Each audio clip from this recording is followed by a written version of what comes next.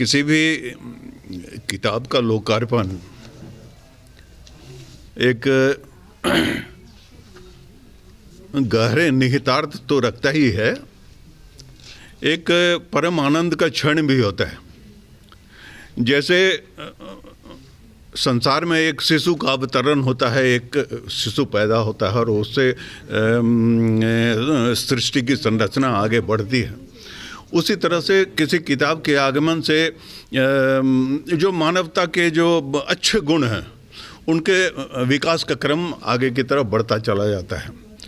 तो ये बहुत ही महत्वपूर्ण अवसर होता है मनुष्य के भीतर के मनुष्य को जगाने का, और उसको जगाए रखने की जो प्रक्रिया है वो साहित्य के माध्यम से जन जन के बीच तक जाती है। और ऐसे अवसर पर जब कोई नया लेखक अपनी रचना नया संग्रह लेकर के आता है तो हृदय गदगद होता है और उसके लिए आशीर्वाद के क्षण आते हैं। इस संग्रह के कहानीकार किसले अरविंद ठाकुर जी के लिए बहुत बहुत शुभकामनाएं।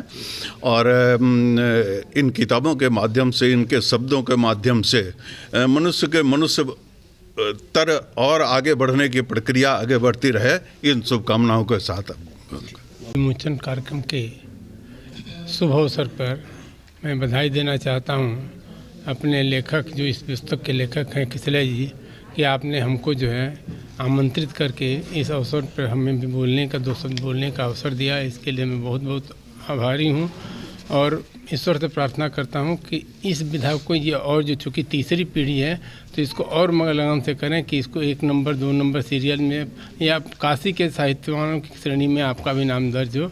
बहुत बहुत बधाई। मेरा नाम किसले अरविंद ठाकुर है।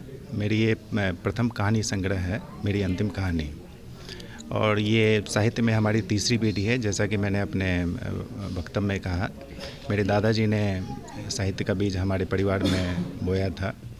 पिताजी ने उसको कंटिन्यू किया।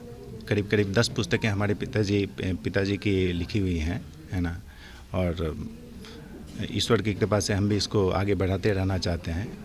देखते हैं अब आगे कितने दिनों तक इसको जारी रख पाते हैं। धन्यवाद।